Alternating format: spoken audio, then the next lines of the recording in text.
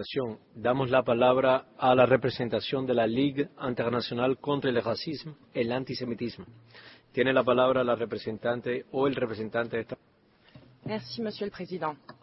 La LICRA combat depuis 1927 sous toutes les latitudes les différentes formes de racisme, de discrimination, de xénophobie et d'intolérance.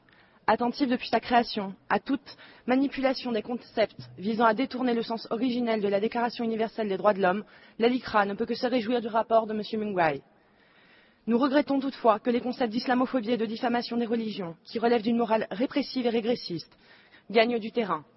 Pour la LICRA, l'utilisation des termes d'islamophobie et de diffamation des religions dans le cadre de la lutte contre le racisme est un piège sémantique, juridiquement inapproprié et liberticide.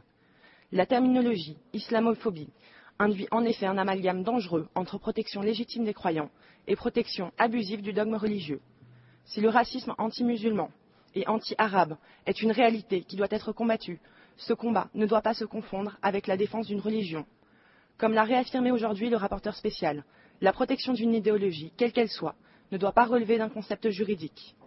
Si les personnes doivent être protégées, les idées doivent, elles, demeurer libres d'être exprimées, contestées et critiquées. Par ailleurs, l'utilisation du terme islamophobie a induit une dérive dramatique dans la lutte contre le racisme en institutionnalisant l'idée absurde que critiquer une religion constitue un acte de racisme. Cette volonté politique s'est traduite par l'apparition du concept pernicieux de diffamation des religions, défendu ici même par de nombreux États ne brillant pas par leur respect des droits de l'homme. Sous couvert de défendre les droits des victimes, une nouvelle forme de racisme, issue des prétendues mentalités intolérantes, qui serait l'apanage de l'Occident, aurait vu le jour. Si les droits de l'homme sont universels, la LICRA tient à rappeler que le racisme l'est malheureusement aussi.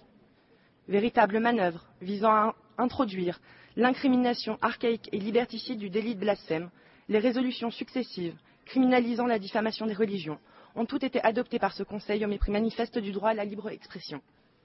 Le Conseil doit redonner du sens et toute sa valeur à la lutte contre le racisme.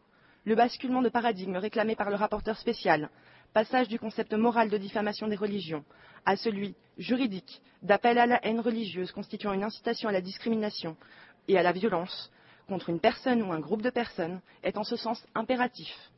C'est là le combat aujourd'hui porté par la LICRA et ce devrait être, conformément au rapport de M. Mungwai, celui porté par ce Conseil. Je vous remercie.